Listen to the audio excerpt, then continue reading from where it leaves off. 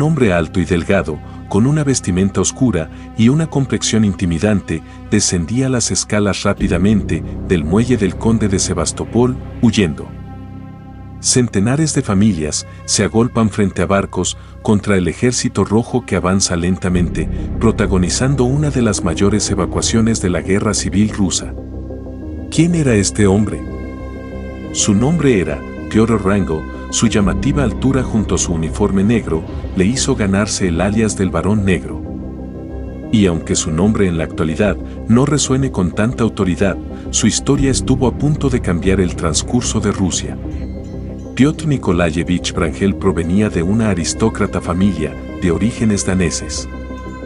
Peter nacería un 27 de agosto de 1878 en la gobernación de Kaunas, en el Imperio Ruso. Por aquellos años, los zares tenían un control absoluto sobre Rusia y atravesaban una rápida industrialización y expansión territorial. Se graduaría en el Instituto de Ingeniería de Minas de San Petersburgo en 1901. Más tarde se presentó voluntario para la Brigada de Caballería de la Guardia Imperial y fue nombrado oficial en 1902, siendo destinado a la reserva. Pero la historia le aguardaba un sitio mayor en Rusia.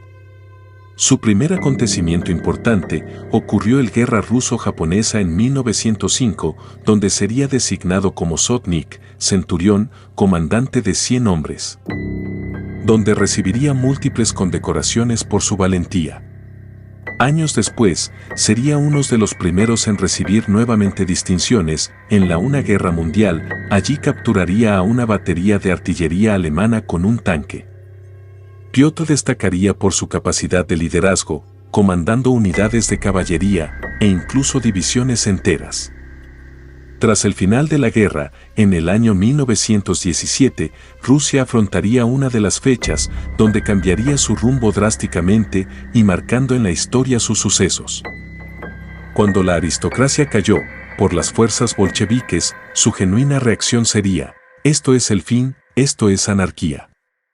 Wrangel se posicionaría totalmente en contra de la revolución, pero no tenía los medios necesarios para combatirla. Tras la mítica Revolución de Octubre, el general huiría a Crimea, Yalta. La Revolución Rusa sería el evento que conduciría a Wrangel a ser rememorado por ser el último comandante en luchar contra los bolcheviques. Al estallar la guerra, Wrangel retornaría a su carrera militar. Como general experimentado, recibiría una orden de comandar en caballería y más tarde todo el ejército del Cáucaso. Durante el verano de 1919, lideraría de forma coordinada con las unidades de Kolchak, un caudillo y almirante de la Armada Imperial Rusa, en el este, una gran ofensiva. Junto a otros líderes del Ejército Blanco, conseguirán otras victorias en el Báltico y en el norte.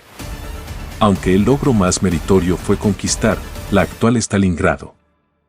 Como algunas fuentes afirman, ganó fama de ser un administrador justo al no permitir saqueos ni represalias contra la población civil, después de ser obligado a dimitir por el Estado Mayor Blanco. Wrangel sería encomendado para lanzar una ofensiva en Rusia, a cargo después un ejército de 35.000 hombres. En comparativa al ejército anarquista negro, poseían cifras similares, pero no recibieron el mismo respaldo del campesinado que gozaba el ejército negro, liderado por Néstor Magno. En primera instancia, las tropas magnovistas serían arrasadas, heridos ya de por sí por una epidemia de tifus, y puso en fuga a los bolcheviques. Tras tomar la actual ciudad de Dnipro, Wrangel instituyó una serie de reformas en Crimea que convertirían en consecuencia a esta ciudad como la más próspera durante el periodo de la Guerra Civil. Intentó ganarse a los cosacos del Don y estrechar relaciones con repúblicas antibolcheviques del Cáucaso. El fin de Wrangel acechaba y cada vez se volvía inminente. El ejército de Magno comenzó a recuperar territorios en una alianza con el Ejército Rojo y en un armisticio con Polonia.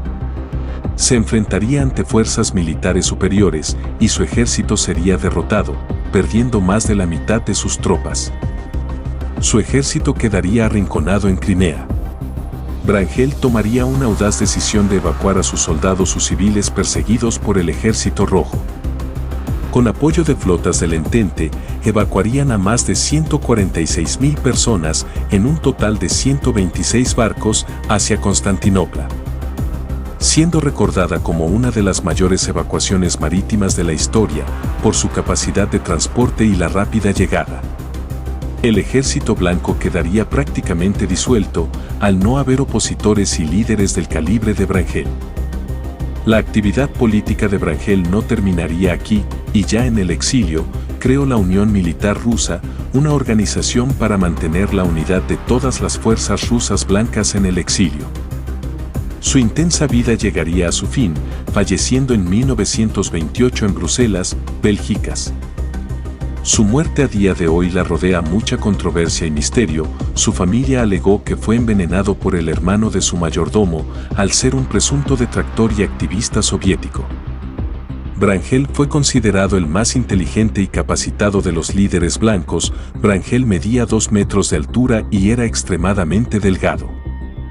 Fue el único jefe blanco que planteó un ideario político concreto, haciendo énfasis en la liberación de Rusia de la tiranía de los bolcheviques y otras fuerzas anárquicas, el establecimiento de un gobierno justo y honrado, la restauración de la monarquía, la protección de los fieles de cualquier confesión de las persecuciones religiosas, los derechos del campesinado a la propiedad de la tierra y la oportunidad de todos los rusos de elegir a sus líderes.